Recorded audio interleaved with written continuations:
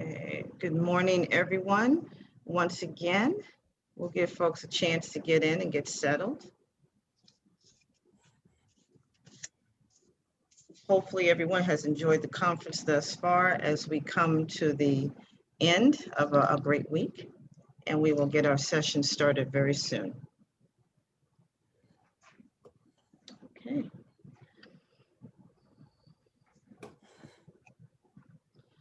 Well, once again, welcome to another session of the NOFA Northeast Organic Seed Conference. As I said before, I hope everyone has been enjoying both the Seed Conference and the NOFA New York Winter Conference.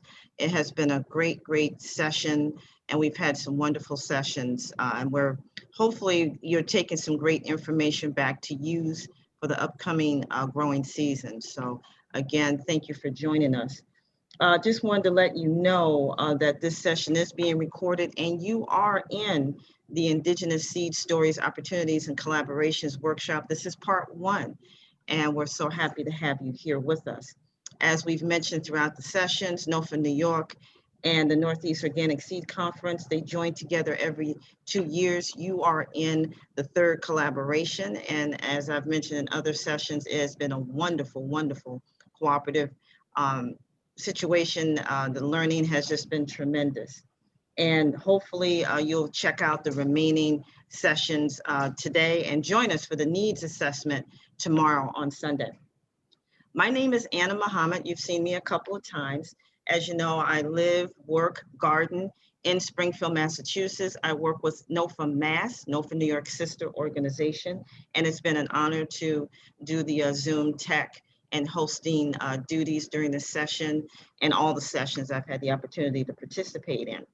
And hopefully, I know this does not take the place of being in person, but prayerfully we've been able to duplicate the feeling of being in person, meeting one another, seeing old friends, meeting new friends.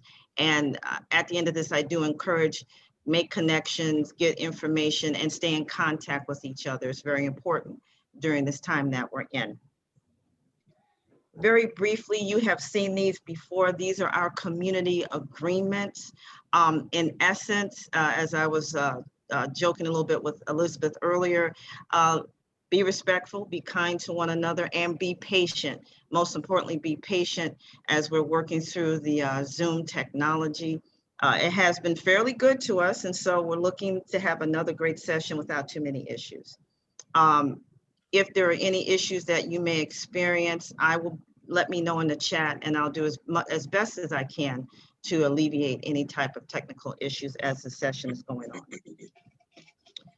Very quickly and prayerfully, we all know that we are on land that is not originally ours, and we should take this opportunity to use the link. If you have not already, we have shown this link throughout the conference, both segments, in terms of finding the people who are on the land that we happen to live and happen to share. And these are the families that were here before European colonization. And so I do really advise and recommend that you use the link. I will put it back in the chat later on so that you could go and see what land you are actually living on. I'm broadcasting from Pecumtuck land here in Springfield, Massachusetts, that spanned from the border of Connecticut and Massachusetts all the way through Deerfield, Massachusetts, which is Western Mass. We've also had the wonderful opportunity of the In Living Color virtual BIPOC space, and BIPOC is Black, Indigenous, People of Color. In Living Color has been a great resource. They will have a closing ceremony this afternoon at 1, which we do encourage folks to check out. Amanda David and Mandana Bushi, we're so grateful for their services this week. And if you want to connect with them, their emails are here. They're also in your socio program book.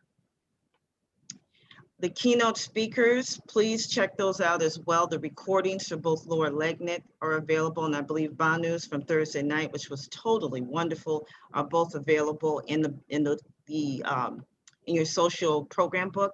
Please go back and review those, as well as all the past sessions for the week are available in the program book. You just click on the recording and you can watch any that you've missed, which is a wonderful thing. Lastly, these two last things is on the University of Vermont note takers, as well as the needs assessment that takes place tomorrow all day. We do encourage folks to check out the needs assessment if you have the opportunity. The University of Vermont note takers are in all the sessions. They're just taking notes as part of the needs assessment on future priorities, opportunities, and challenges that face the seed community. Just a note, anything that they take down will not include any personal or identifiable information. And it's really just to create comments or create a document that'll be open to comment and feedback from the Northeast Seed community. Lastly, I mentioned the Needs Assessment Day. It will be tomorrow. It will be moderated by Hannah Tragus and Jackie Pilati, who you've probably seen throughout the conference doing a wonderful job. Again, we're going to be identifying strengths, weaknesses, challenges that we want to address throughout the rest of the year in the seed community and the Northeast Seed community. It is a free event. And along with this, there are other free events that are available that you can access. I'll put that link as well. You'll use that link to sign up for this session. So without any further from myself, I'm very excited for this particular workshop and part 2. So I will now give the control over to Elizabeth Hoover, who will then bring on the panelists. So Elizabeth, it's all yours. Good morning. Thank you all for joining us for the first of 3 Indigenous Seed events that we have going on today as part of the conference. And before I get too deep into introducing everyone and introducing the conference, Terrylynn has offered to give us a more traditional welcoming and opening to kind of set the tone for our day of Indigenous seed panels. So thank you, and take it away, Terrylynn. Sego, thank you very much, Elizabeth. And now, pay greetings and respect to everyone who has gathered here today. And just to give us a little bit of a opening morning prayer, not really the traditional opening that we do, as I think this conference is already taken care of doing a traditional opening. So this is more of a personal, just for us gathered here today. So, Sego, Sebagwego, I pay greetings and respect to all of you. Nyawa Agoego Skana Wedaway. We want to thank you, the Creator, that we've all arrived here safely today. Nyawa Agoego Skana Dewa Natunyo.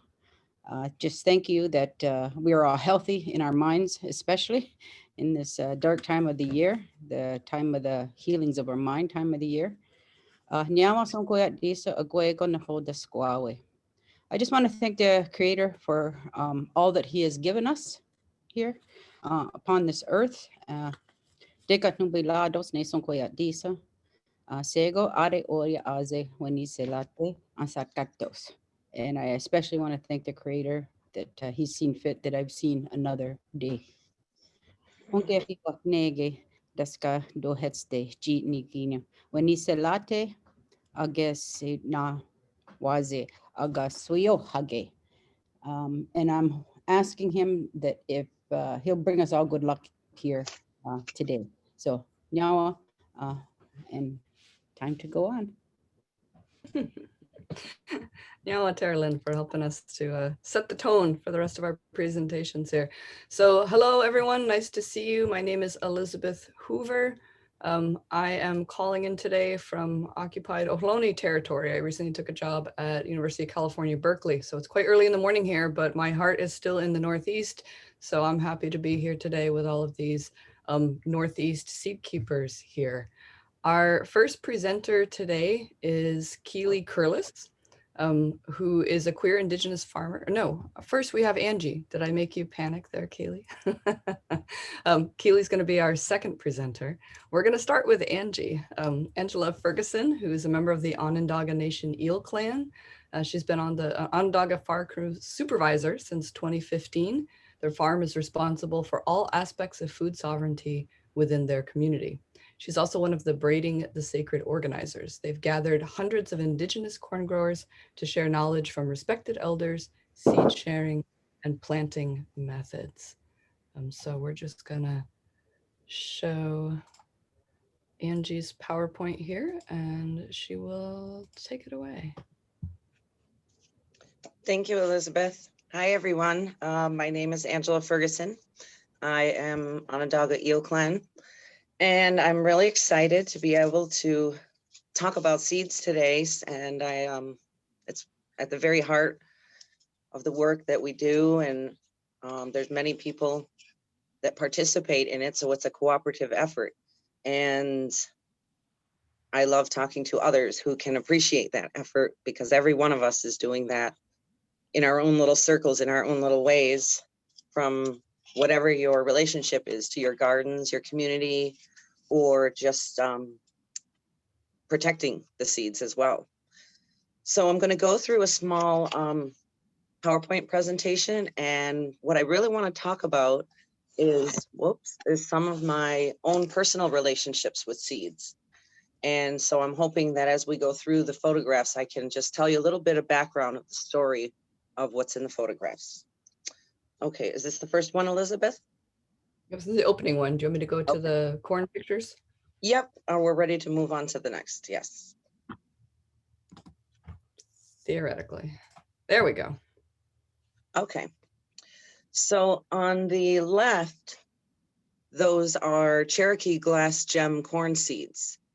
And they're just so beautiful because there's so many colors, and I'm sure everyone has seen photographs of those on the internet and things like that. Those particular cobs of corn came from the original seeds of Carl Barnes, who was the corn farmer who actually propagated those seeds, and he kept those going for his own people, which was part of their prophecy was that there would be a corn that would have all colors of the rainbow one day. And it appeared in his cornfield, his garden. So that was our first time growing that, and it really engages the children because it's so beautiful. And those particular blue ones that we chose for the photograph there with the kids holding the seeds that picked those, I just felt they were just mesmerizing. So I thought I'd share that photo with you guys.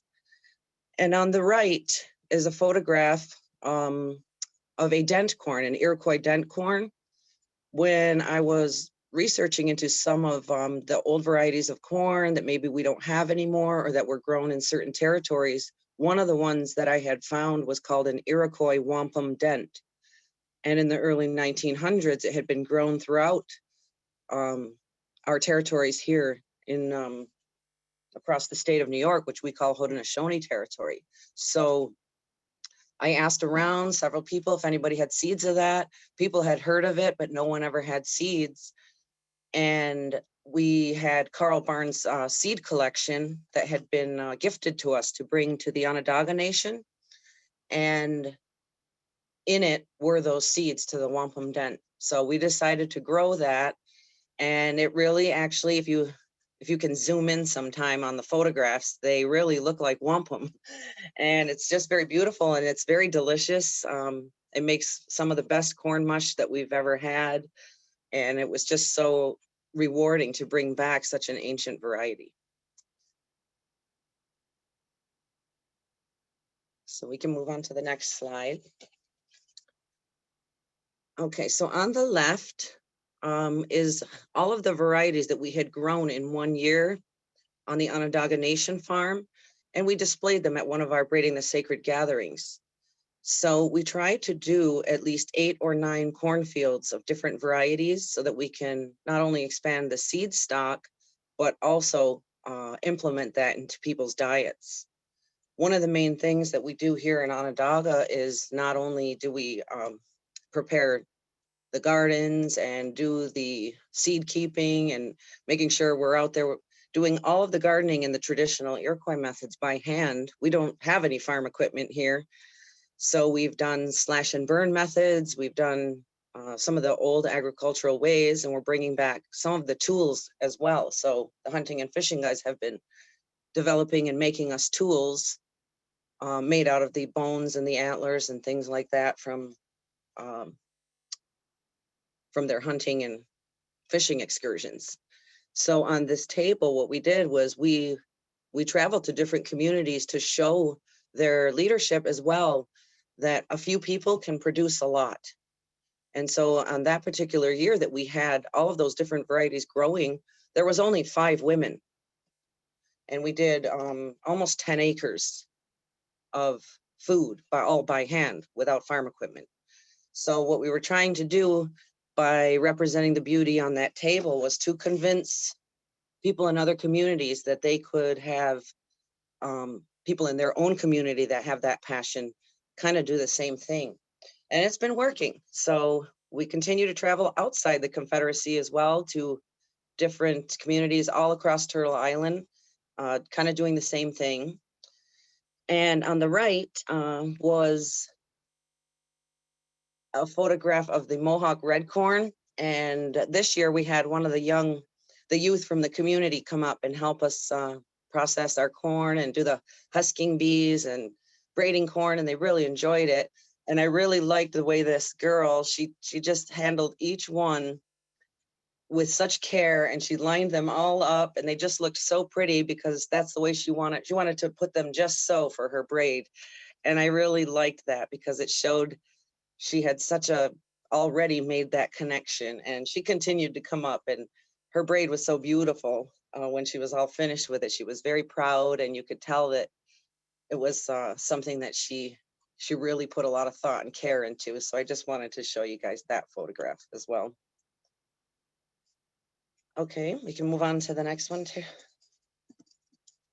All right, so on the left here is what scientists would call an albino corn plant. And it kind of glows in the garden. So I'm not sure if anybody on the call has ever seen one of these in their garden. But the first time I ever saw this, I was really drawn to it because it almost glows. When everything in the garden is, when you first plant, it's all, it's all brown. There's no weeds, there's nothing. It's just a fresh field of dirt. And then when the seeds start coming up, it's always like that joyful time when you see the little tiny baby plants of the green rows of corn. And in the middle of that was this white plant. And we were like, whoa, what is this? And it almost feels cooler to the touch than the other plants, almost as if it's a little bit chilly. And I had never seen one of these, and I really wanted to know spiritually what was its significance.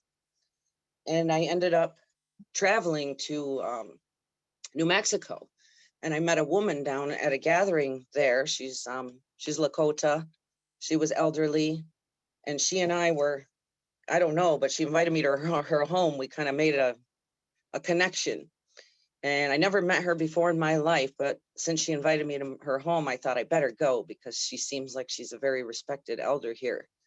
And I went to her home, and I asked her, do you know anything about these white plants? I have a white plant in my garden.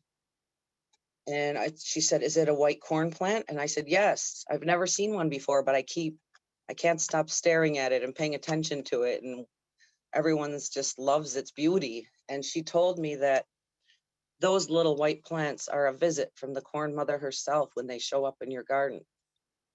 And what's neat about them is that she comes there to tell the people that are farming there or putting those seeds in the ground and thinking of their next generations and growing the foods, that she comes there to take a look around that garden and to let you know that she's happy with the work that you're doing.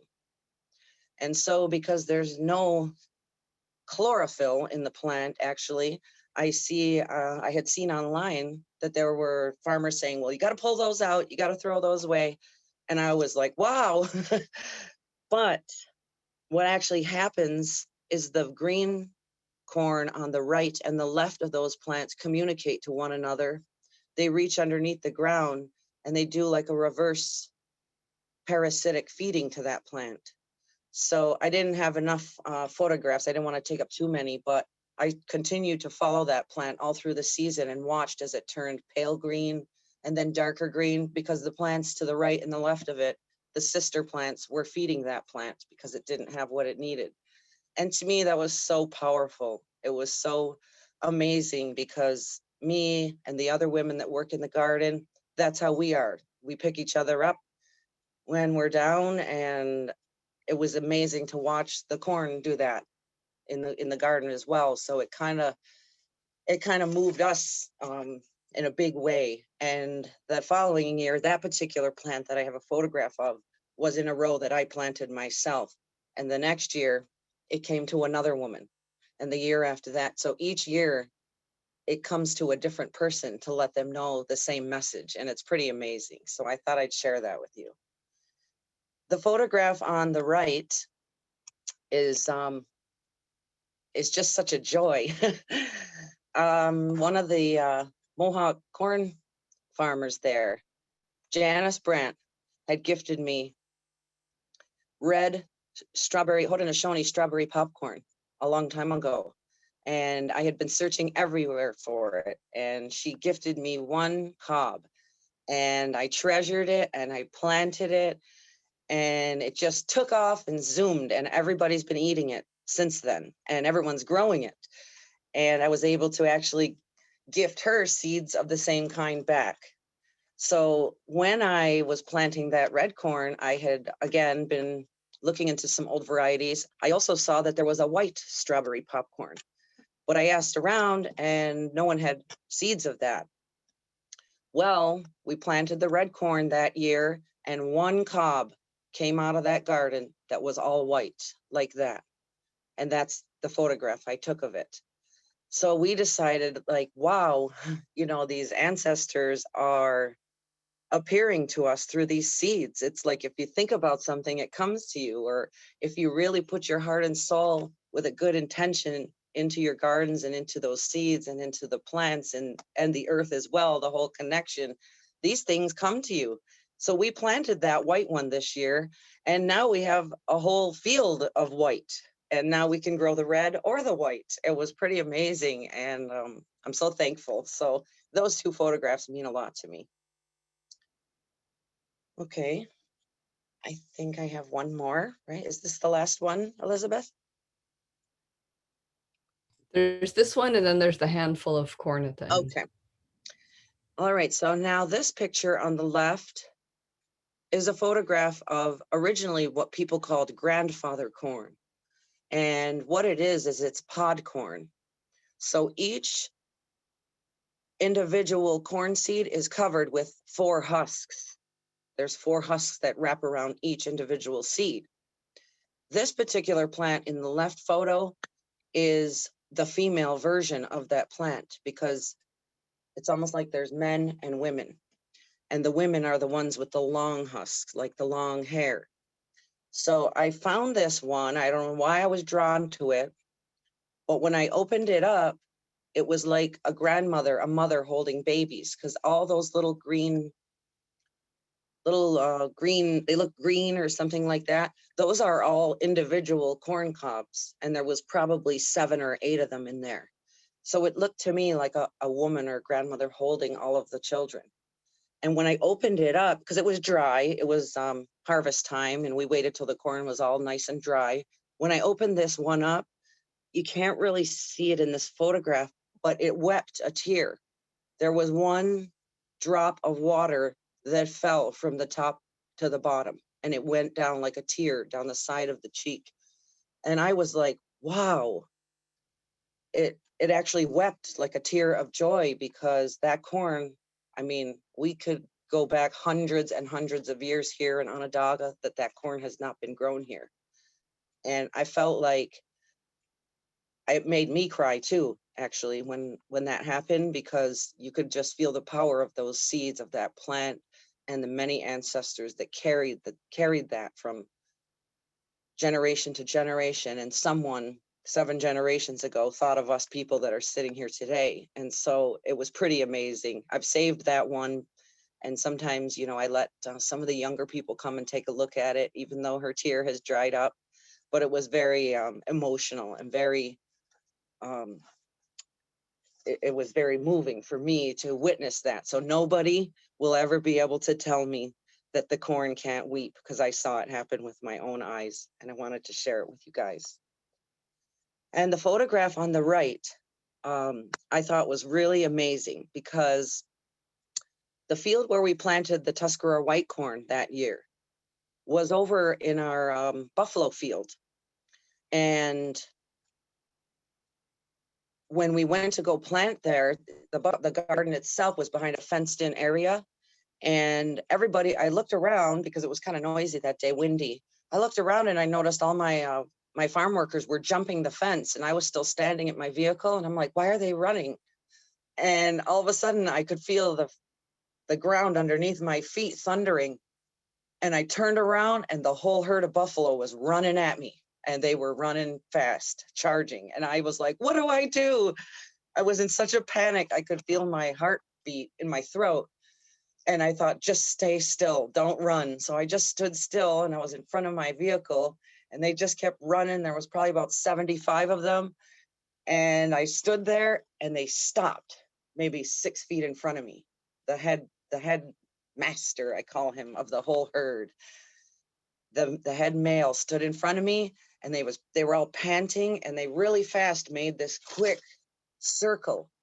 They hip bumped each other like our men do when they say they play lacrosse. They were hip checking each other to move them into place. And the head buffalo was in the front, and they were pushing all the babies into the center.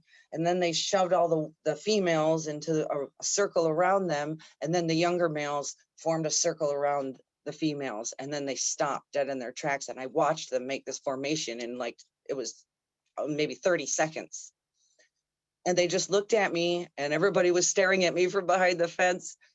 And all of a sudden that buffalo turned to the left, like he nodded his head, like he approved that we could plant the garden there. So I felt like we should have introduced ourselves. He wanted to meet us first.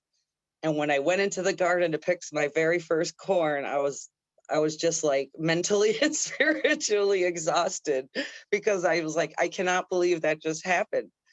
And the first one that I picked, I noticed you could see it from the edge of the field. That was why I was drawn to it. Had this little thing that I'm holding my hand growing out of the top of the tassel, and it looked like a rose. And I picked it, and it has corn all the way down, almost shaped like teosinte, if everybody's ever seen the original wild corn. And when I picked it up, it automatically just looked like, to me, like a rose.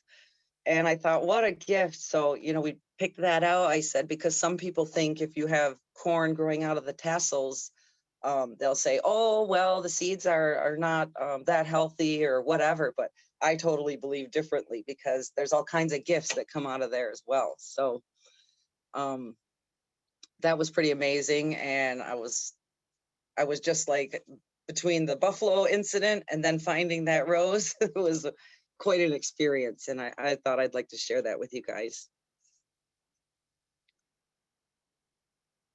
Okay, and this last photo, we have the hand of one of the farm workers, and she is holding up part of what is our storage of the work that we do at the farm. So this particular Tuscarora white corn, when we clean and sort out our seeds, the ultimate goal is to be putting food away for the future generations so that we will survive. We've been instructed to do this, not only by our prophets and messengers and leaders and elders, but it's in our original instructions. And so we don't only think of ourselves, we also think of the future generations, because someone thought of us before that. And so I would like to encourage everybody that's planting, no matter where that may be, is to always think of that, always to think of putting away the food for the next many, many years. Currently, at the beginning of this pandemic, we had approximately 3 years worth of food put away for every single person on the Onondaga Nation, man, woman, child, everybody. And with what we grew this year, that probably will put us at about a 4-year supply. We have about another year's supply of food for everybody, including enough food for what we eat throughout the year with our ceremonies and sharing and seeds with other nations and things like that.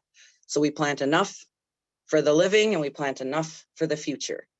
And so this photograph always reminds me of that when we see that, because after the corn is all shelled and put away, and and after you're taking it off the braids of corn, that's when our thoughts turn to this process of the future. And it's something that we've really tried to ingrain in the young people that come up and help us. And we're trying to have more and more people hold those seeds and even have that supply in their own personal homes, not just at the farm. So it's really becoming something that's a regular practice for all of us. And I would like to see more people actually participating in that.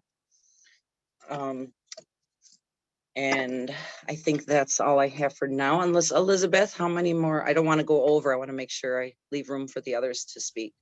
You are right at 20 minutes, so you did perfect. Thank you. Thank you very much. Excellent. Big hand for Angie. Thank you so much. Let me just get back to my other screen here. Our next presenter that I would like to introduce is Keely Curliss. Keely is a queer Indigenous farmer, youth worker, and community organizer who lives in Westport, Massachusetts.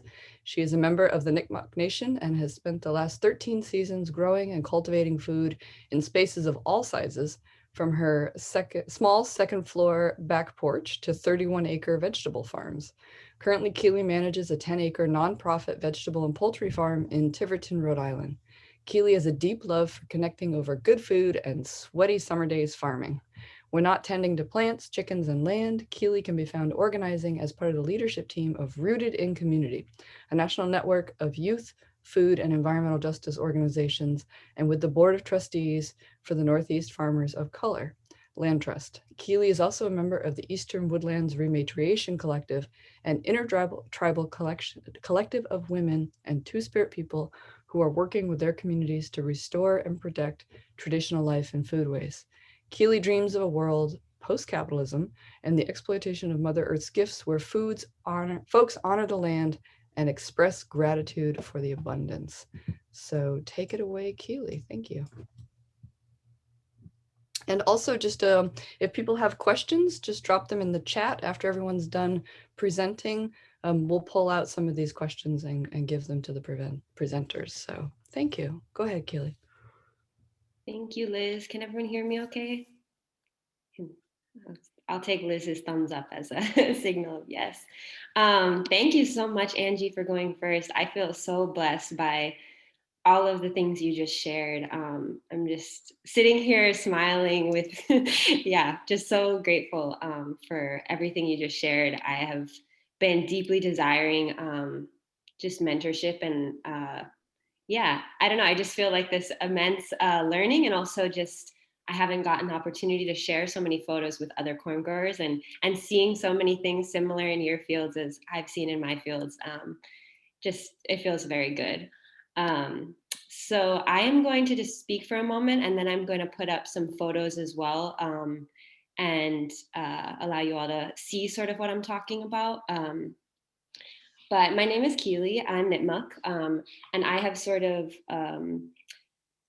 been dancing in multiple worlds. I think you hear a lot of Native folks talk in that way. I came to farming not through my tribal community, through a desire to have a job when I was very young. I was very motivated to have something outside of my house to do. And at 14 years old, I found myself working on a vegetable farm and just fell back in love with having my hands in the soil and being outside every day and tending to plants. And through that process, slowly over time, the realization of what it meant to be doing such important traditional work, it became more apparent to me that this was sacred work that I was engaging in, and it wasn't just a job, and it wasn't just something to take lightly. It was something that I needed to give immense intention and care to. And so whilst I have worked on primarily white-owned vegetable farms, probably similar to many of the farms folks who are part of NOFA, I've been listening to all of the conferences, mixed vegetable farms that are CSAs. that have farmers markets, etc. That's been a big part of my life for the last 13 years. But a handful of years ago is where, like 3 or 4 years ago, is when I started really getting into the seed work. And through what probably to Terrylynn and Angie and Liz won't sound too weird, but for a lot of white people that I've shared it with, I always feel a little awkward. I was gifted a dream, and it was during this time my tribal community was hosting an agroecology encounter. We had people from many different communities visiting and learning about just different food sovereignty projects in my community and in the Wampanoag community.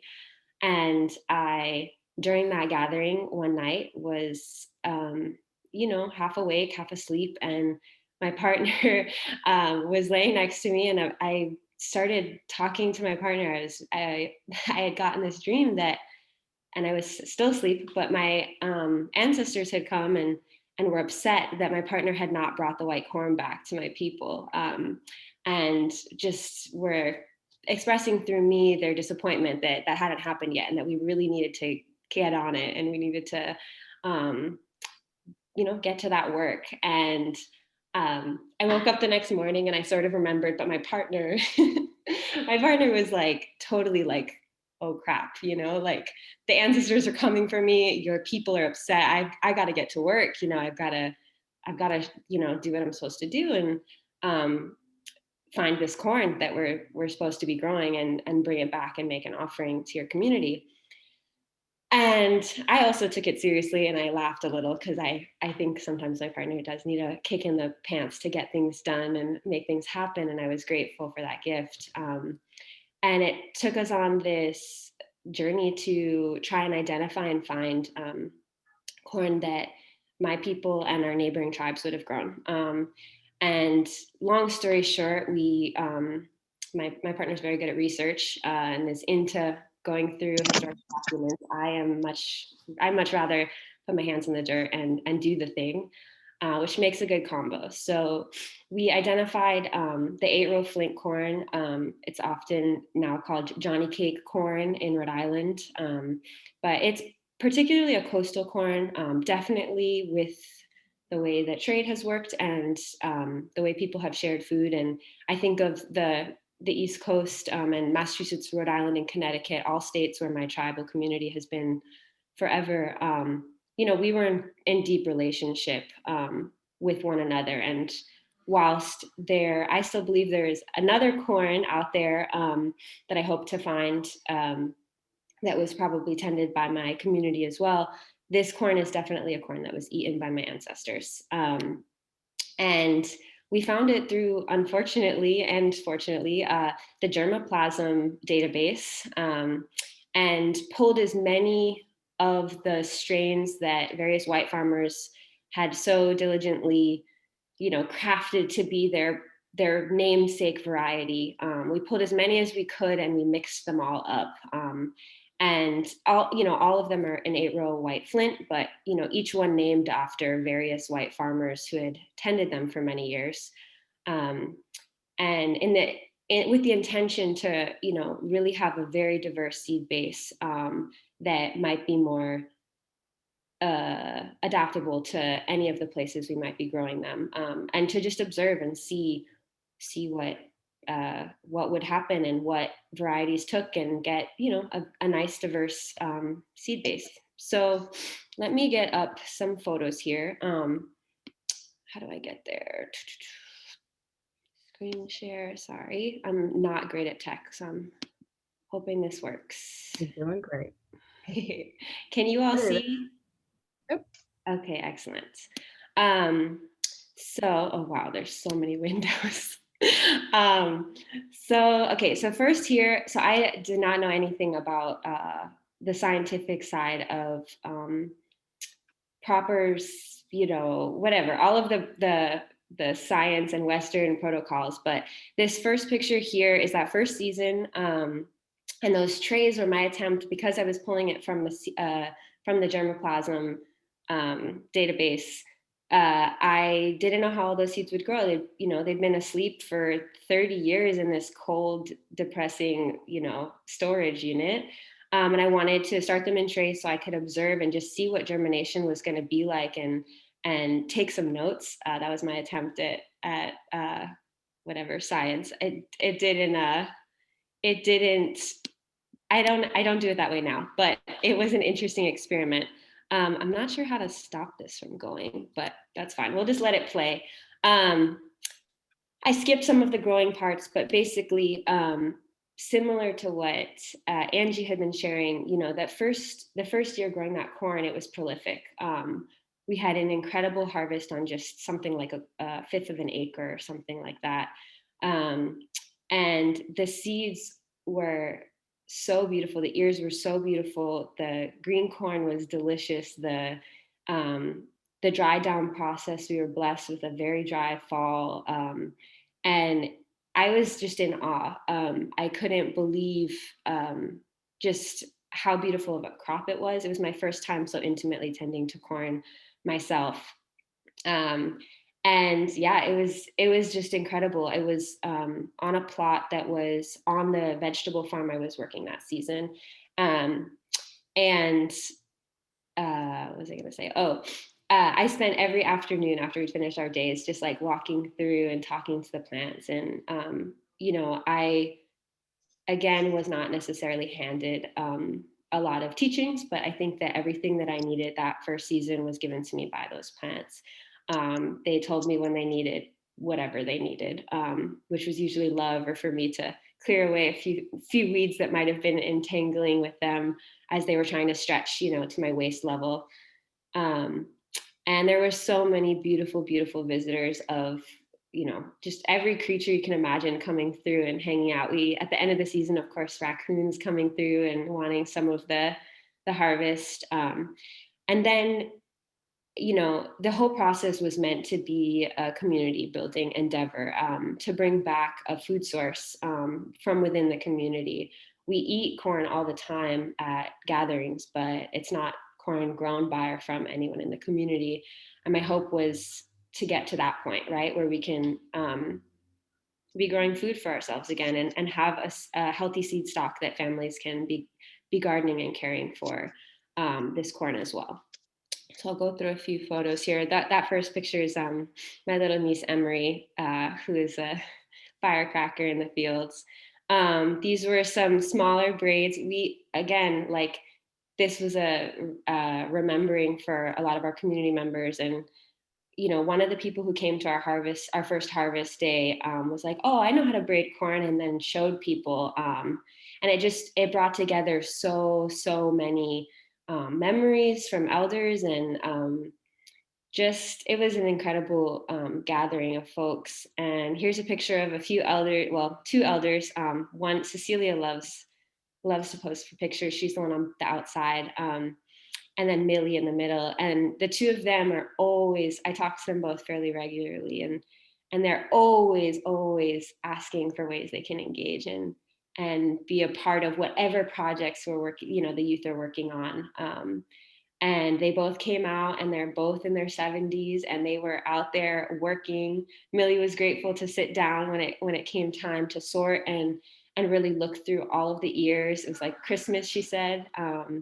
She got to open so many hundreds of presents. It was really beautiful. We also had a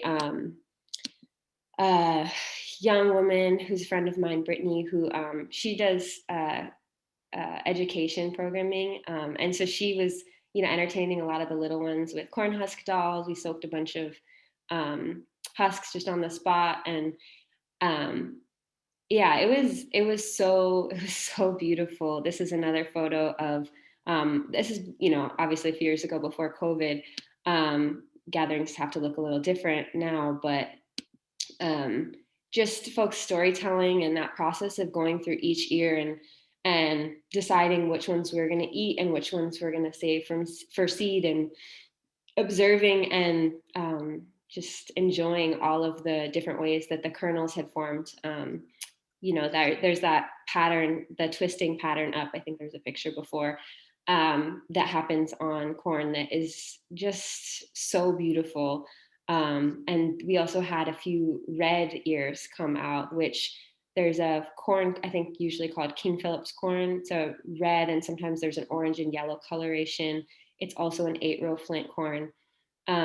Definitely also grown by my ancestors. I have once grown that corn, but haven't since had an opportunity to grow it on a plot where it could be not mixed up with the white one. But this corn also has memory of that corn in it. And there's these beautiful red ears that my sister happened to harvest. And one person in the group, I think there's many teachings about what each of, I really appreciated the teachings you shared, Angie, and specifically the teaching about that albino corn. I've also had an albino corn just this past season grow in my corn patch. But the first year, yeah, someone mentioned that when you find, I think it was Millie, when you find the red corns, the person who does will find love soon. Like it's going to come to them. That was the teaching she knew.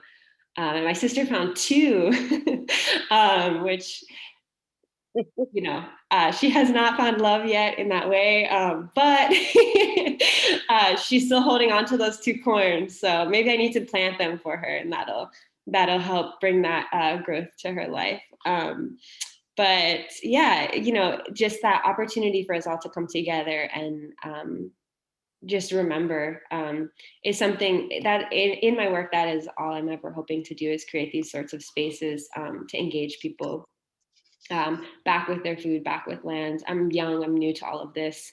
I might have planted seeds for, you know, however many years, but I think I have so many more decades of learning to do. And the next picture I'm going to show, so did I get there? Oh yeah. You know, this is shelling some of the corn for eating in the left side. And then this year, I just honestly, because of worry about food supply, I aspire to have 3 years of food for my community. We're definitely not there yet.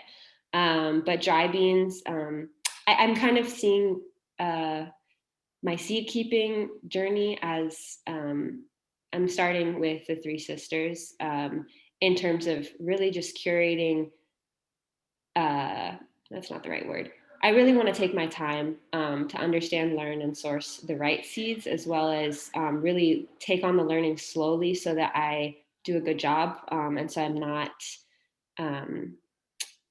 you know, so I'm not rushing it. And so this year is the first time I've really tried to grow beans, dry beans. And I was focused mostly on just having food stores to share with my community. And so I went with foods that were, or beans that are familiar for folks, primarily a black bean and a cranberry bean, just because that's what people are used to. And I think I hope to grow more varieties that are maybe specific to my community in the future, but I know that takes time. And so I'm being patient and know that those seeds will come when they're meant to.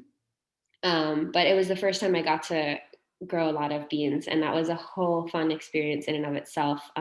Liz had the opportunity to come and help weed and care for the beans and the corn this season with her partner. And yeah, we grew a lot of food. It's a complicated story I won't get into now, but the piece of land that I was able to tend to, again, is a piece of land on a farm that I just started managing. There's an acre plot that local Native women who live around, not all of them, their tribal communities are Rhode Island, Massachusetts area, but women I was connected to committed themselves to come and care for that field all season long. I was really blessed to have their support and help in tending the fields. This is a picture of some of the fields, one part of the view. So the corn early on in its life, with some beans that we were specifically keeping just for seed, not necessarily for eating, that were planted together. But due to the timing, we weren't able to, I hope that we'll be able to do mound gardens. That's something that has been expressed as a desire from folks who are older than me, and I listen. So we'll do that. But given the timing we had, we did a lot of rows for planting. And so the corn and the beans were right next to each other, but separate.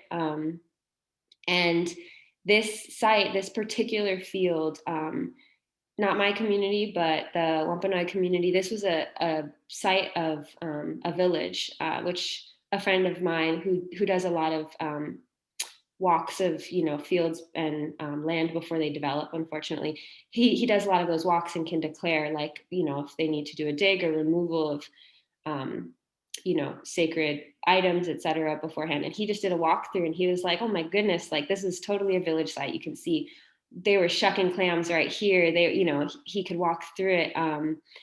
And I don't know, it just felt really, really special to have landed on this field. It was previously, for many, many years, grown on by this descendant of the settlers of that exact peninsula, who, you know, was growing GMO corn on it for his cattle. So it feels really special to have taken that field back out of that form of agriculture, and to have had so much amazing good medicine on it this season. And here's some of the images of good medicine. I had a lot of little ones visit this season. And while I couldn't be close with many of them, the cornfield made a great place for visiting and playing and being outside. And the little one on the left, my dear friend Leah's son Tristan, he came almost weekly to visit with the corn and watch it grow and carry rocks in and out of the field for us. And that was really, really wonderful. And then Inara, my other dear friend's daughter, she ate with us the first green corn of the season. And we had fun reactions to that experience. It was wonderful. And so here's a picture of some of the cranberry beans as they were coming up. And then next year, I'm going to add squash into the mix, particularly because so this last year I was connected with someone who I believe is on this call too. I can't see anyone, but Bill Braun, I think Liz, you're the one who made that introduction. He's a white seed keeper who lives in the same town as me. He's from Freed Seed Federation. And he lives down the road, like 5 minutes from my house, and has a bike pedaled thresher and a winnower machine. And we ended up harvesting over 100 pounds of dried beans. And that's a lot to hand process while I had my job of 115 CSA shares and 2 farmers markets. It was a lot of work. We had some help from community, but in small groups. It's hard to get big workloads done. And so we did utilize and share that equipment this season. And on top of that, Bill was able to identify a person who had the squash seed that was, at least from the story from the person who ended up with the seed, was grown on the homestead that is now on my reservation, the Hassanamisit squash. And the seed came to my hands this season, and I woke up half of them, as per suggested by Bill. I was terrified. It felt like such a precious and terrifying gift to be given, and responsibility to hold, and grew out. I think I only ended up with, I think it's 7 seeds total. So I grew like 3 plants. And so the picture on the right is, I was isolating them on my porch for a little while in giant containers so that I could really pay attention to the flowers. They didn't love that. I ended up with some squash and some seed, but I think it's going to be a next year endeavor that I really, really try and grow out this squash and see what it is like when I grow many, many plants, and find a way to really care for the seeds and get it to a place where we can relearn as a community how to cook with and care for that squash. So again, like I was saying, you know, it's a slow process. These seeds did come into my hands, and I feel like I want to prioritize tending to them in the same way that I have put intention into the corn. And I'll probably revisit beans as those seeds come to me. I have just 2 photos left. So this one, I think I did this in the wrong order, but the left side, you know, everything's so aesthetically pleasing and beautiful in seed keeping and farming. So there's lots of, my friend and cousin Nia, she made me take all of these pictures with the first grind of the cornmeal, with the corn, and we got a grant to get a mill, which is really exciting. So we're able to mill it and distribute it this winter. Liz, I still have to mail you some. And the left side, that was supposed to be earlier. I'm not good at presentation making, but we had 100% germination. I guess it was more than that. I ended up with 4 or 5. I think I didn't do as good a job protecting those plants as I should have, but we had really good germination on the squash. And again, I just think it's remarkable waking up seeds and having that opportunity to see how much they want to grow when they're back where they're meant to be or in the right hands. And then for a really cheesy final picture, this is the full circle of what I wanted when I first was gifted that dream. And, you know, that's the corn in husk, out of husk, and then all the way to the Johnny cake, which comes from Journey Cakes. And yeah, is a food that has been eaten by my ancestors forever. And now I can eat that food, having, you know, been a part of every piece of that plant and foods journey, which is so incredible, and is something I enjoy all the time and always carry with me. Now I always have cornmeal on me when possible to make those journey cakes. So yeah, that's all I have to say for now today. I want to make sure there's also time for Terrylynn to speak. So thank you for listening. I'll figure out how to get out of here in a moment. All right. Beautiful. All right. Thank you so much, Keely. And then last but certainly not least, we have Terrylynn Brant, who's dialing in today from Six Nations. Terrylynn Brant Salasala is a Mohawk seed keeper who operates a heritage seed bank and Haudenosaunee Agricultural Resource Center on Six Nations. She built an eco-friendly earthship with model gardens to share the ways of the Haudenosaunee. After 35 years in Indigenous education, she is now a mentor and consultant of Indigenous gardening and food security. Terrylynn's passionate relationship with wild gardening and networking has led her to grassroots activism in land relations. She authors a newspaper column called In My Longhouse Basket and is soon to publish her second book. Contact her at terrylynnbrant@live.ca, or you can follow her on Facebook at Mohawk Seed Keepers. And I know in better times, she ran a great Mohawk Seed Keepers conference that was great fun to attend. So hopefully at some point we'll get back to the days when we could be doing those kind of gatherings again. Looking forward to it. So thank you, and take it away, Terrylynn.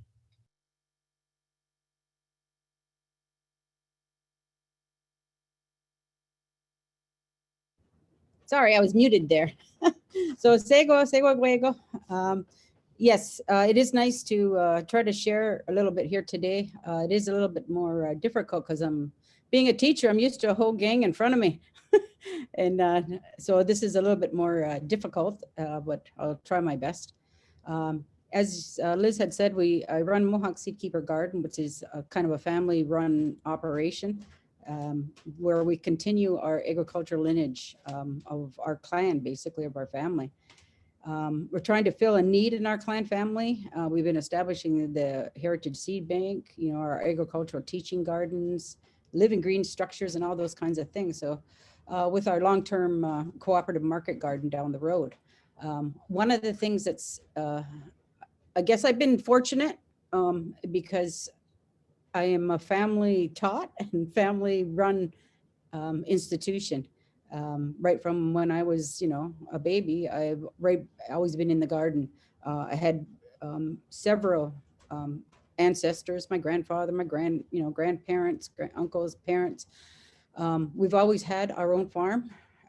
So I am fortunate enough to say that we have several varieties of seeds that we've kept in our family since pre-contact. And there's not, you know, a heck of a lot of families that can say that anymore in the Indigenous world. But so about 7 years ago, I kind of clued into the fact that we were like one of an anomaly in the community, in the sense of that we weren't really having people with the opportunity, or who weren't planting anymore in our communities. And that's one of the realities that we have to remember in Indigenous communities, that we don't have that anymore. And so something happened that was kind of weird. like I've always fed my family. That's kind of our number one priority. Our gardens now feed five families, but in the last few years, we've extended that to be able to cover the clan families, at least for the seed source for our longhouse. And last year, I was really happy enough to be able to distribute enough seed to 50 families in our community, and with the hopes that they would take things up. Like we see COVID and people, unfortunately, COVID came and it kind of almost scared people into growing because they're thinking, oh my God, what am I going to do? Am I going to have food? Am I going to die? But one of my fears now is after that first season, right? So we have some that are still going to be interested, but the reality is the majority they survived COVID without gardening. And so that kind of makes me concerned because once you make it through something, you think you just go along your merry way and you continue that way, and so I'm really concerned that the people, that made it through and didn't have to turn to gardens or didn't even try to attempt, think, well, it's not that really important. If I get a chance, I will garden. If not, I won't. So it's something we got to really keep an eye on. Back several years ago when we, among the Haudenosaunee, we are very much prophetic dream people, right? And these things are really important to us. So, back, I don't even know how many, 15 or so, about 15. Well, it was just before, it was before 9/11? It was just before that. But anyway, so what happened was we had 5 prophetic occurrences in our community. Things like the killing of a white deer, which are is a real no-no in our communities. We had red aurora borealis, which we just don't have, so we had about 5 prophetic things that happened.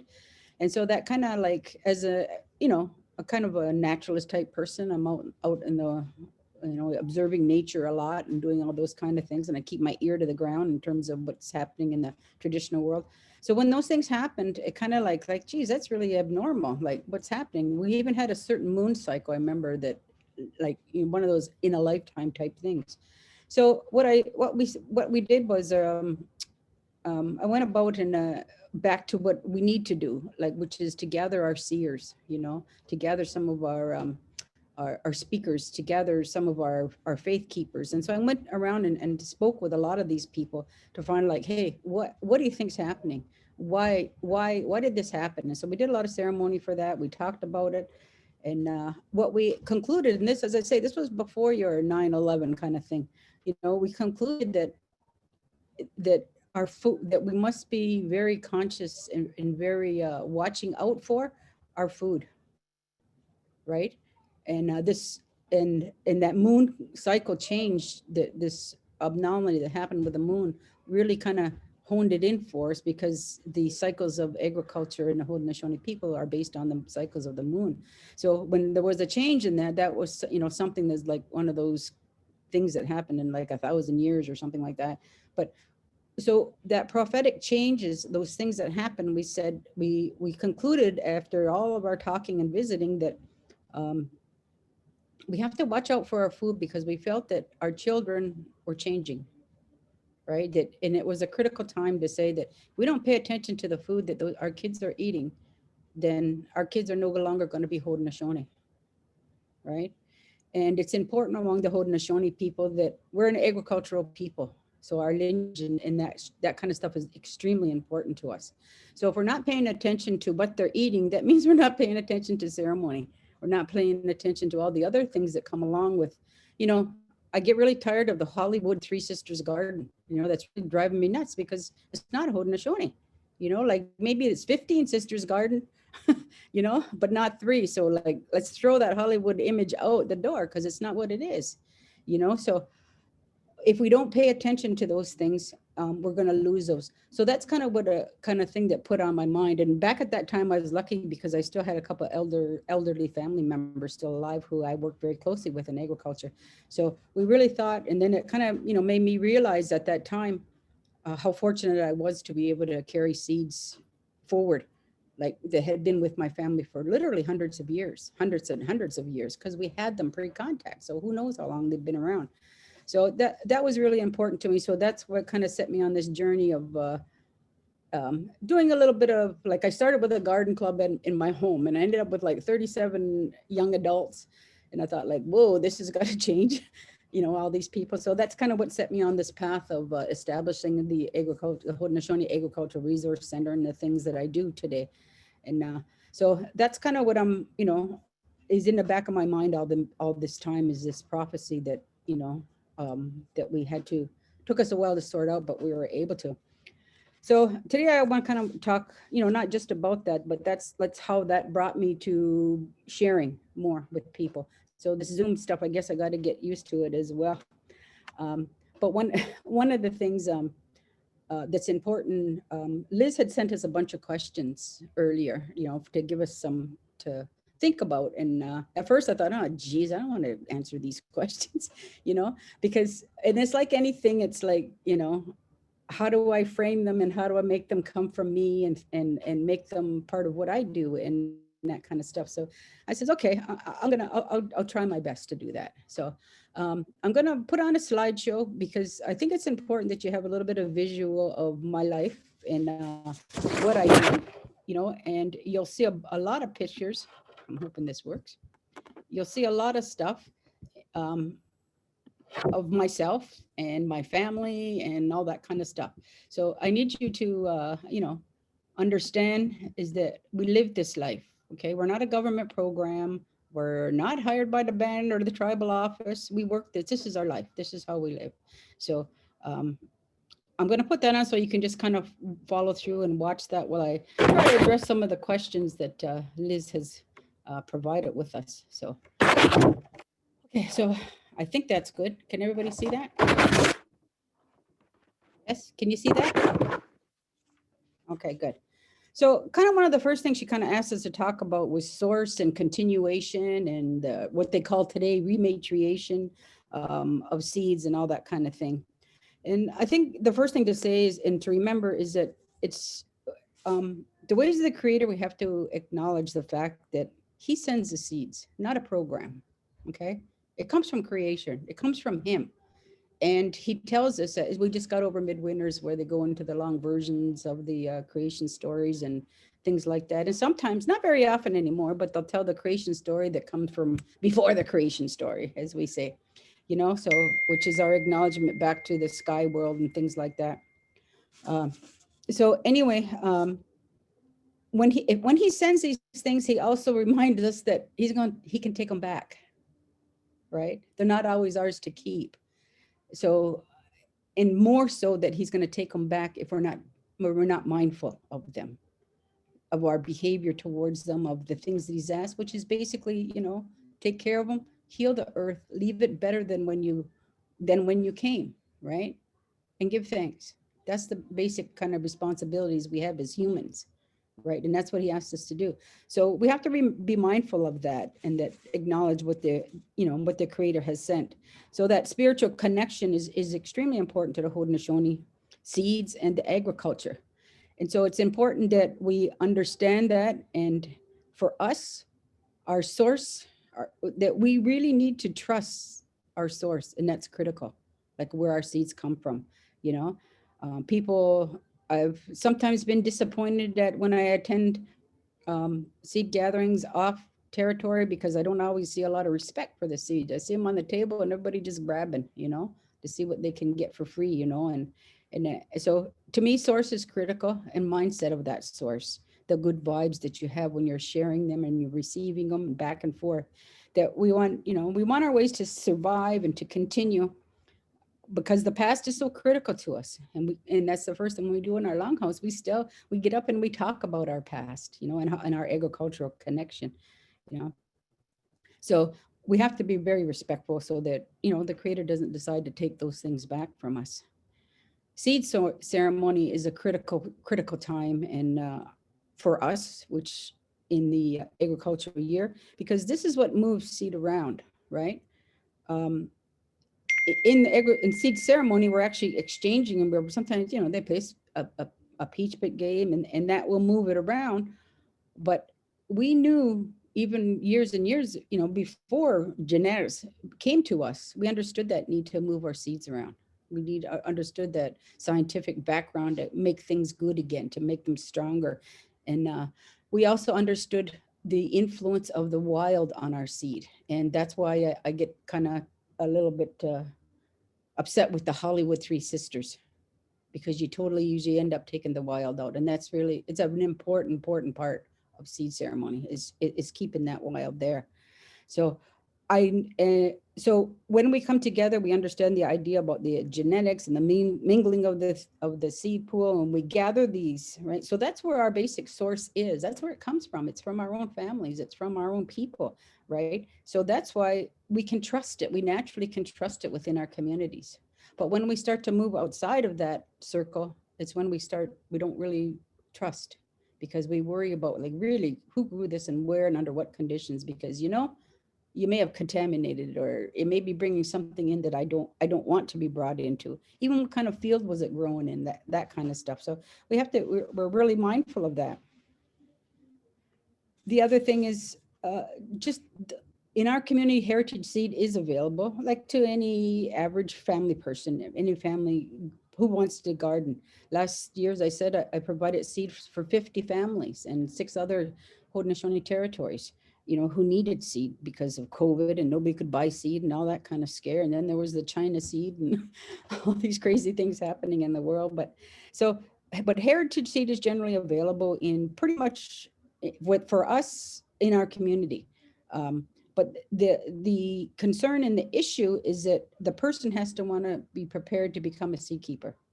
I'm not going to give you, a bushel of seeds, which I was asked for. I ended up giving, I think it was Oneida. I says, here, you can have a basket, a smaller, like a regular basket, 6-quart basket.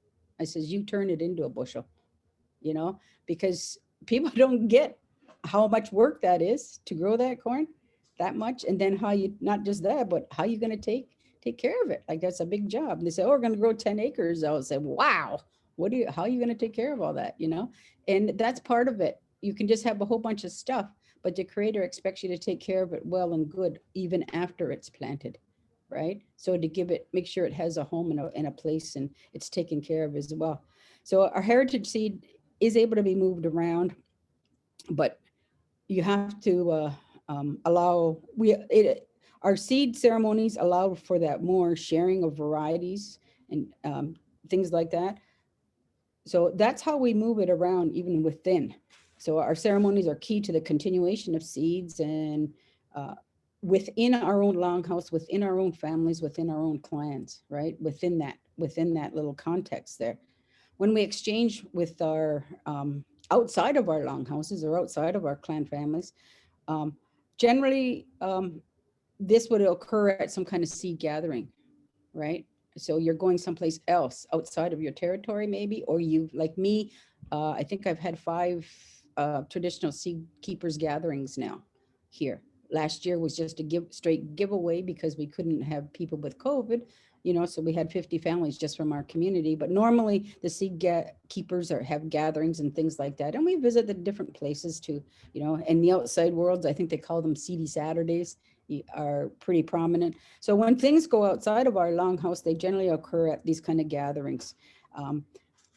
Or they're at other, just when you're visiting other people and they gift you things, like you get gifted things, and that's the way the world works. In the Haudenosaunee community, like in an Indigenous communities, a lot of gifting occurs, and sometimes it might be seeds, it could be a lot of things, like this beautiful corn lady I got on today was a gift from the Onondaga seed sanctuary, because I did some work speaking up there with them. So the gifting is really important, and gifting of seeds is really something that we look for as well. Those outside of our clan families, literally, they can come and purchase seeds in small quantities, as I believe that all kids, every color of kid needs good food, right? So it disappoints me when I hear some of our own Indigenous people say, oh, you can't give those non-Native people our seeds. And I say, well, their children deserve to eat good too.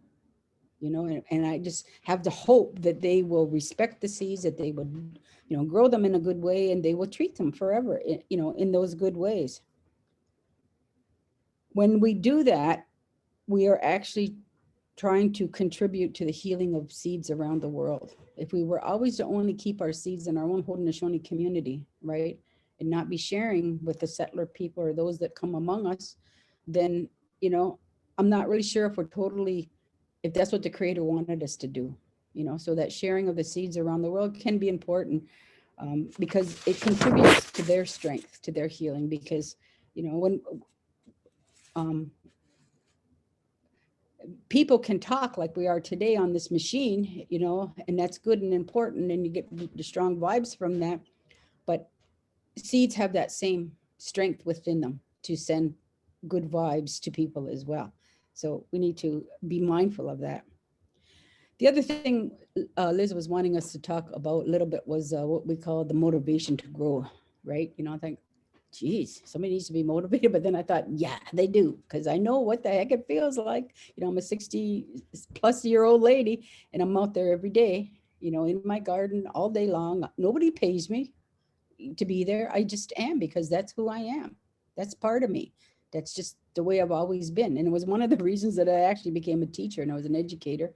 I was, you know, taught the language, the culture, regular, every grade from kindergarten to grade 8, was a principal of a school, like all those things. I've done all those things for 35 years. And now I got the time just to do what I want to do. Being a teacher allowed me the time to have my summers to continue on with my agriculture that I've always wanted. So, but one of the things that I remember saying and posting on my Facebook page was the need for our grandparents to step up, right? Many times we sit around and we just keep thinking, you know, what the heck, you know, geez, oh, it's so nice when the grandkids go home. And I'm sitting there like, I never want mine to go home, right? I'm with my grandchildren every single day, right? I'm out there with them. And so I started a school in August. So I have my grandchildren every day from 9 to 3, just like they go to school, and nobody pays me. You know, I have 8 of them every day, and you can see them in all these pictures. That's them on the log. They're little, but we spend so much of our time as grandparents. One of our responsibilities is to look at the interests of our grandchildren, right? And to, as part of their traditional education. It's not just what they learn on their Zoom class during the day, or those, you know, the little bit of reading and the things like that. So, you know, I look at their traditional education. So I work a lot with the language with them. I work a lot with the basics. This is how we grow. So every time something needs to be done in the garden, we have basically a garden school. They're out there doing and they're working, right? Now, when I was a young kid, I was the one who didn't want to leave the garden, right? I was always there. I just loved it. I stayed even when everybody else left. And, you know, I was fortunate enough to have many mentors, you know, all contributing to the development of my gift, right? To the connection to seeds. And a lot of people forget about that responsibility of grandparents, is to look for the gifts in their grandchildren. I have 8 grandchildren, and right now I have one that might become a gardener, right? The others have other gifts. Not that, you know, I condemn them for that, but they have to know their own. To be Haudenosaunee, you know, if you're not in a garden, it's pretty hard to be a Haudenosaunee person if you're not doing that. So as grandparents, I said, we gotta, you know, we stepped up and do that. And when we look for a person's gifts, we don't have to motivate them. They motivate themselves, right? I love seeds. Man, I could talk for weeks on it, right? It's just the way it is, you know, when we get out there and we do those things. So as an individual, our gifts are what motivate us. So, but we always acknowledge the fact that as Haudenosaunee people, we all have certain responsibilities to help out what we call the big times, right? To help when, you know, the corn planting day, right? And sometimes it just takes an invitation. So I do invite people, say, hey, on this day, I'm out there planting corn. You want to come? You're welcome, you know. And I have different community members, both native and non-native people show up, and they want, just because they want to learn, they want to try it, give it a try, you know. So sometimes the invitation for people to remind them, this is what we're doing, you know. It's not that I'm asking you to come do my work for me. I'm fine to do my work, you know. I grew 6 varieties of corn. I think I grew like about 10 or 12 varieties of Haudenosaunee beans last year. I can do those things because I've always done them. I welcome more minds and more mindset, because all that energy contributes to making my garden beautiful. So after that, sometimes we've got to look at the big bubble, you know, like the big picture of the fact that we're all in this same bubble. So we keep thinking of that Haudenosaunee picture, you know, that shows that sky dome, you know, and remembering that we're still all in this bubble together. Doesn't matter what color we are, and it's really easy, you know, to get started. People with the motivating things, like people really easily, like you says, hey, you want to cook? Yeah, you know, people get excited about cooking. You know, they just like doing it. You know, they get excited. Food brings people together. That's a natural thing, you know, at the table. It's a natural thing, you know. So they get excited about cooking. They get excited about sometimes the activism that goes along with making, you know, our precious seeds continue, you know, understanding that we need to leave the earth better than when we found it. So that kind of need and desire to do a little bit of activism sometimes comes out, and people will generally do that. So when we talk about recommendations for people, for other community members getting involved in growing and saving of the seeds, I think the number one thing for me is for they continue to participate in their ancient ceremonial connections in their longhouses or whatever centers their family and whatever connection they have to creation, and however they routinely do that. It's part of it, you know, just to be part of those events and ceremonies that involve the survival of the seeds, giving thanks is all that's asked of humans, you know, like just be kind to each other, show some compassion, share what you have. Everything there in the newborn baby speech, they say that the creator put everything you need to live is there, and you have an inherent right to it. Okay. He gave all of creation to all of us, and he made sure that everything we needed was there. So we have to be mindful that we need to participate fully in that. Okay. The other thing is, I guess recommendation would say is just to continue to work on your families, your clan family, your nation, however big. Like small family clans, they can their growth, they'll survive as they always have in our community, and I think that they will continue. Or those braids of corn that, you know, I have hanging in all those jars, they wouldn't exist if somebody didn't finish, you know, continue to do that. And I think those resources are still there. And people think, oh, we've lost thousands. And I said, well, we didn't really lose anything, because, like, you know, I was just working on a new variety of a snub-nosed corn. So as a seed keeper, part of my responsibility is just not to hang on to the past, but to create the new. And it's very easy for us to recreate, to breed corn and to, or, you know, just to start new varieties of things. And that's how we got those hundreds of 100,000 varieties in the first place, right? We just need to get back to doing that in our small ways. And I think the other thing is that we have to really be true to our capacity. It can't be a government and a university program. Like, funding can be vulnerable. So we have to always be mindful of that, to someone else's path, and continuing, and the ownership is always something that concerns us, right?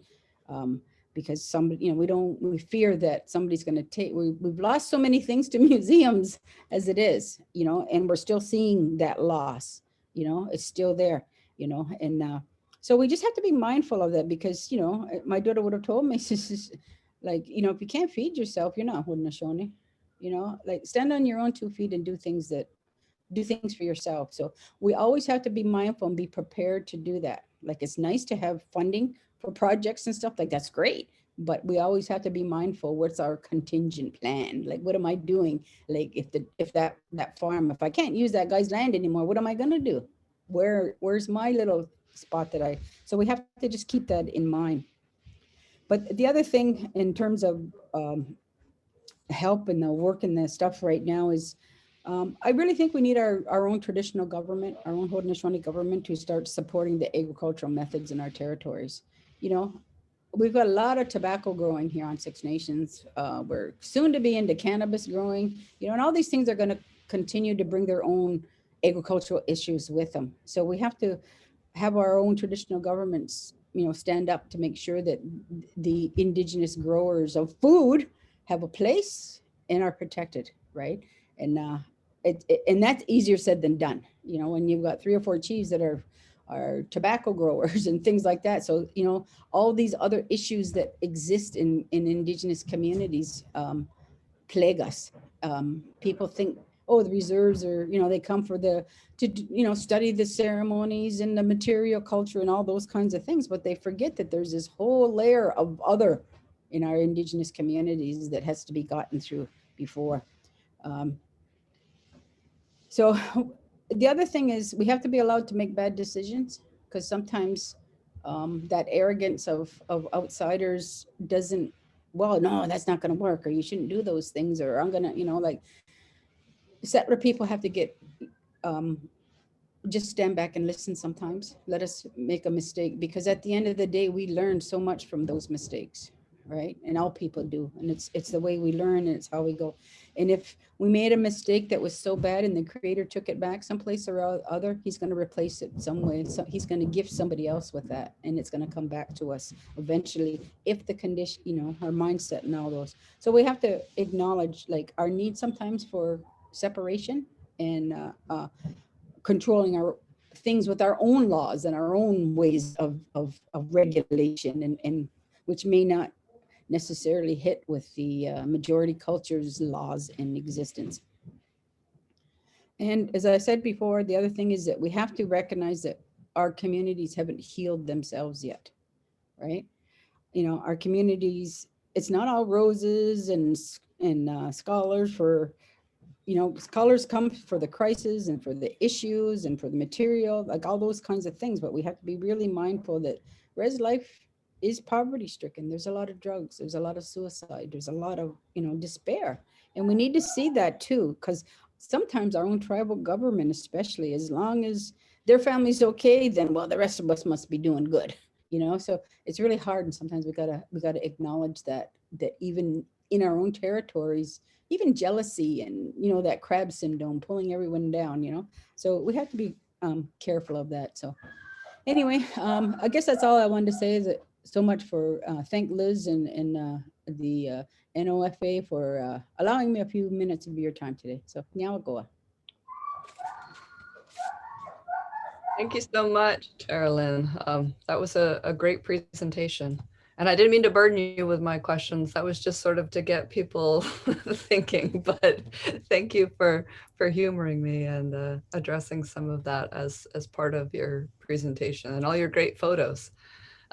So I know technically we were supposed to cut off at 11:30, but I just checked in with Anna and she said they don't need this particular room right away. So if people want to stick around for a few minutes for questions, I know we had some great questions pop up in the chat. And I thought one interesting one that maybe some of our presenters want to address is Elena was asking, as settler folks like me trying to find better ways to grow with respect, how do our seed keepers feel about us wanting to learn these Indigenous ways of keeping, planting, saving, respecting varieties of plants, those native to this land and those connected to cultures we are connected to? How do we as seed keepers grow to be a trusted source?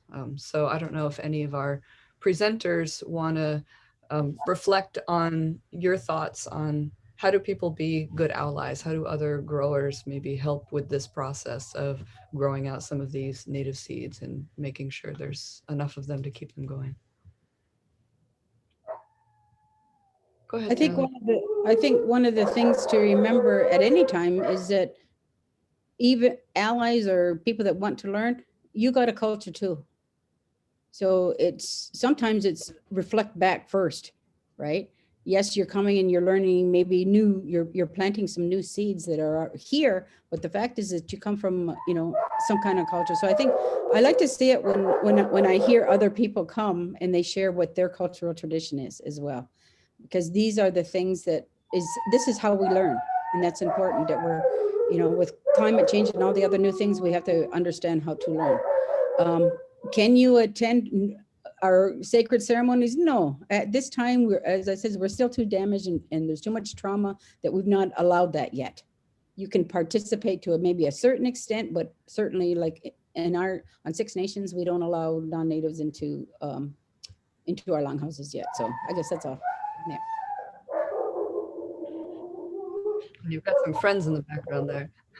Keely or Angie, did you have any thoughts that you wanted to share on Elena's question? Oh, Angie, you're muted. Looks like you're trying to talk. Angie, I think you're muted still.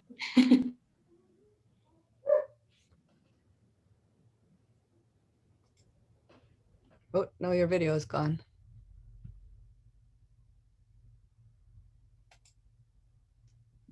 I don't have anything to add at this time. Well, if and when we get Angie back, we'll make sure she's able to chime into this question too. Terrylynn, somebody had a go ahead. Question There there. she is. Somebody asked me about the water in between the rows. That was actually when I was in Oaxaca at a amaranth collective, and that's planting. We planted, I think, an acre and a half of amaranth that day, and that's how they do it. They flood the fields because it's so darn dry. So they need that there because they transplant small little seedlings, right? It's not by seed amaranth. They do these little seedlings. So that's what we were doing that day. Cool. All right, we've got Angie back.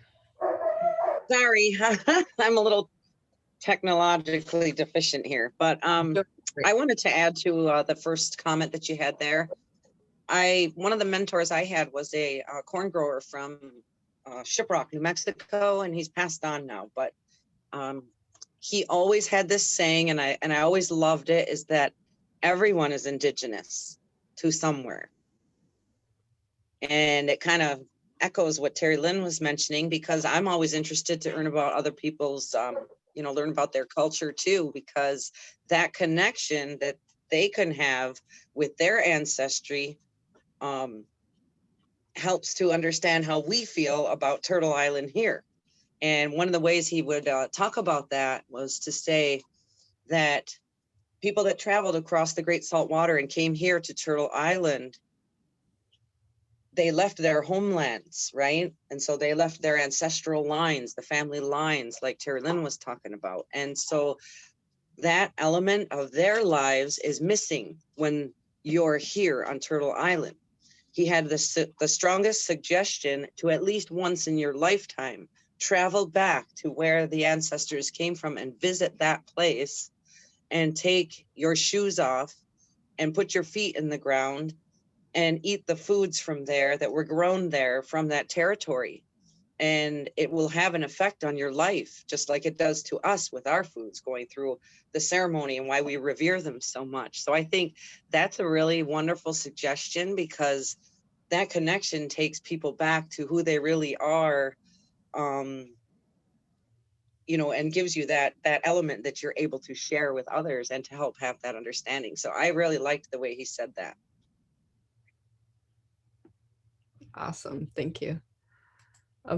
Another question from Terrylynn, and I hope I'm saying your name correctly, was wondering whether any of you guys noticed differences between the successful harvest of flour corn versus flint corn when it comes to the changing climate. So are you noticing, kind of as the weather's getting a little squirrely, are some corns doing better or worse in response to that?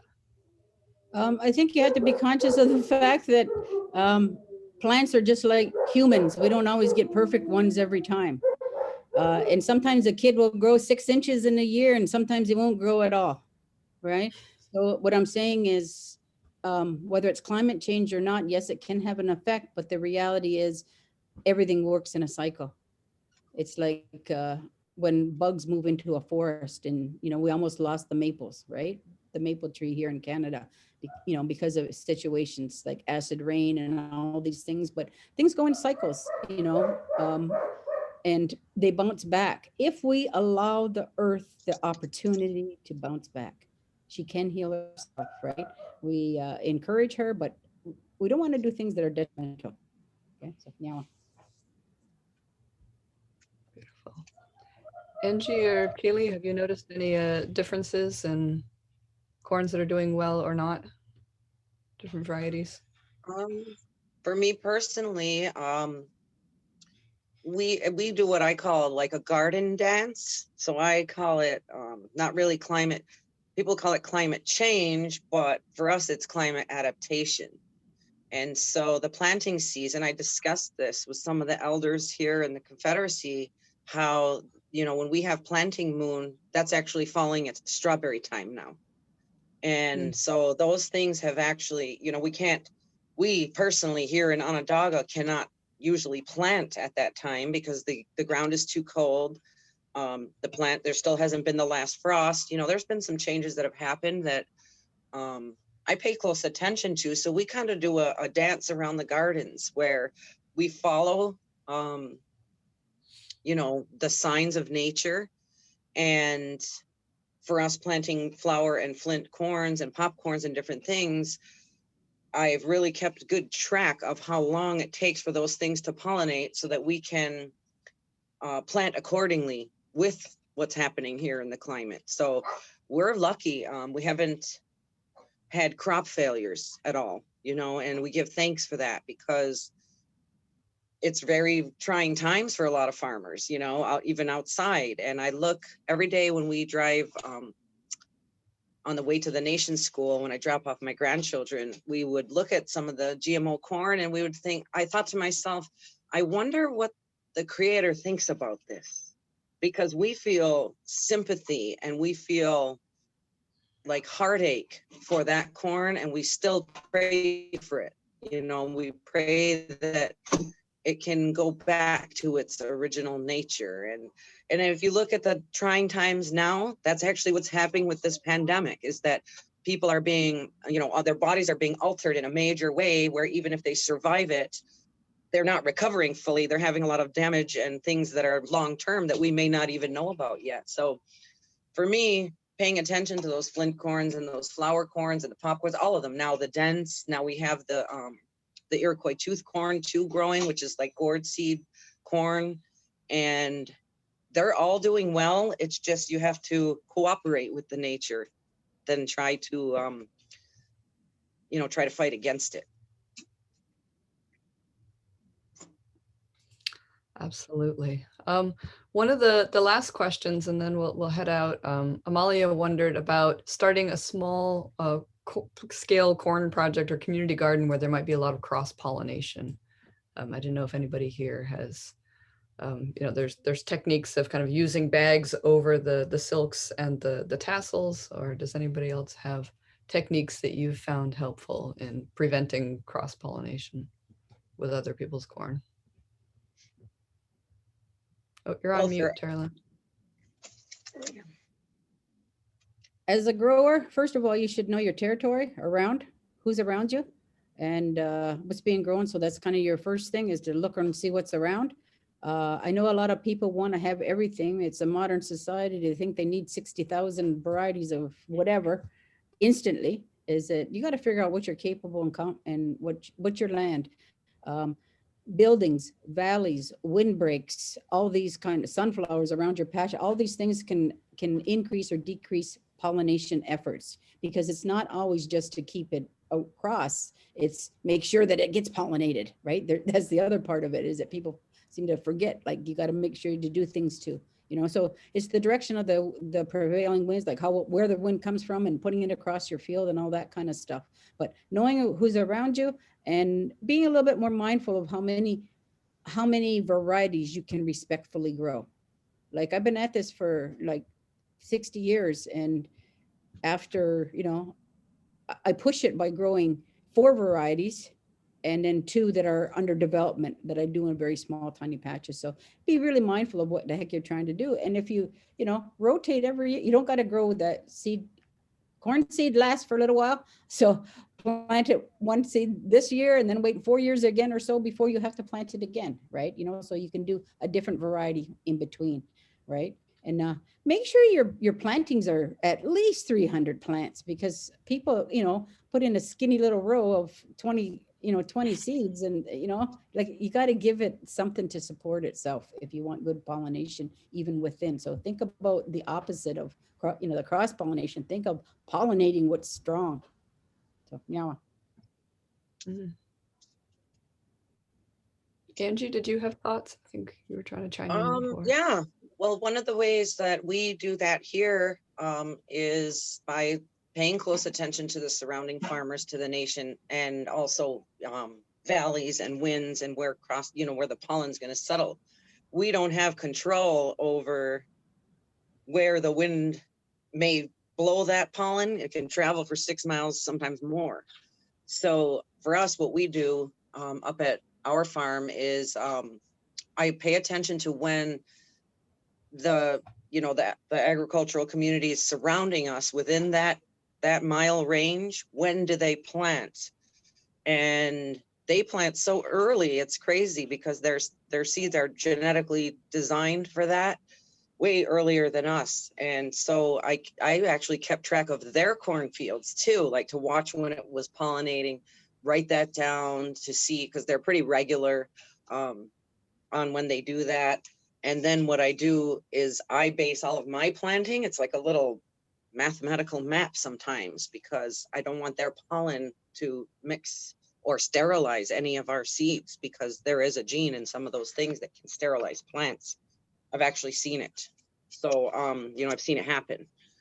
And that's how we do it here. Within our gardens, we're lucky. We have a 163 acre farm. So we have plenty of space and things like that. But even with our heritage seeds, we still have to space it out with the planting time. It's like a schedule of when the pollen's going to fly, so that they're not mixing with one another. It's a lot of stuff to keep track of, but you have to be diligent if you're trying to protect those seeds. So seed keeping has a lot to it, because the growing parts, it's all a lot of paying attention to nature, paying attention to the environment, what's happening in the earth changes, and your relationship to all that, where you fit in that circle. You're just a vessel that's helping those seeds along.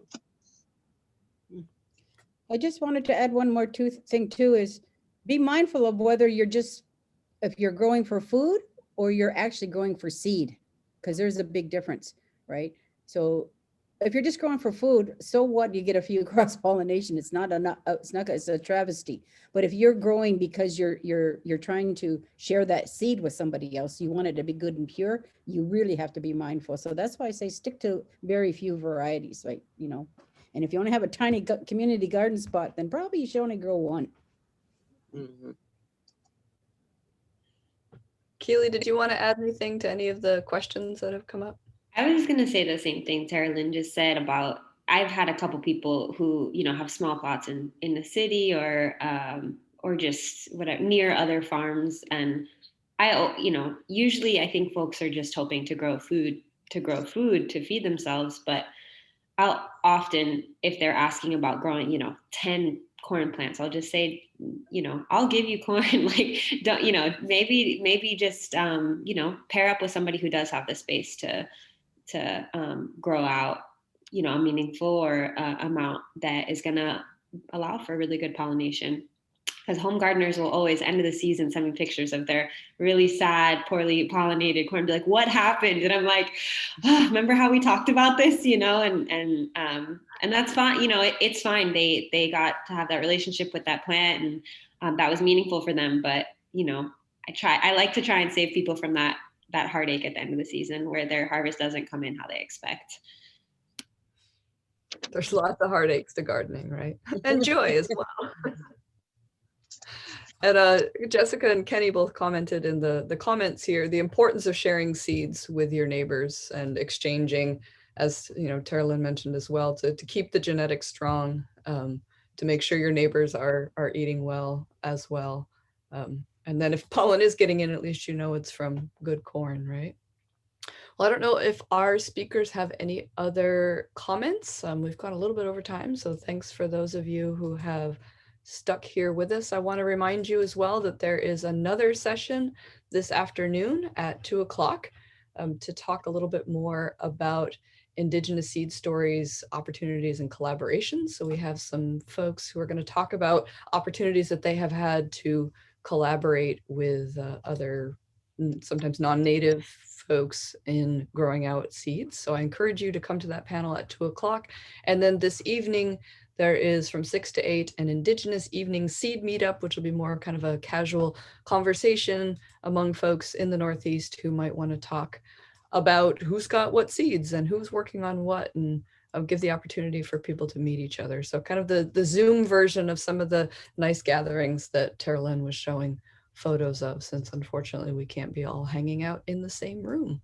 So thank you all for attending, and thank you so much, big nyalagoa, to our presenters who did such an amazing job of sharing your seed stories and photos and advice and comments. So big round of applause. Thank you for all so of you. much for having me. Thank you. And Angie and Terrylynn, I think I have your emails, but I want to connect further with both of you if you're open to that. Yeah, thank you both, ladies. That was really enjoyable. Oh, so somebody did ask, Ahern asked if people wanted to share their contact information. He wants to keep in touch with you. So I don't know if you guys want to drop your emails in the comment box. I don't know if Mr. Ahern is still here with us. If you're open to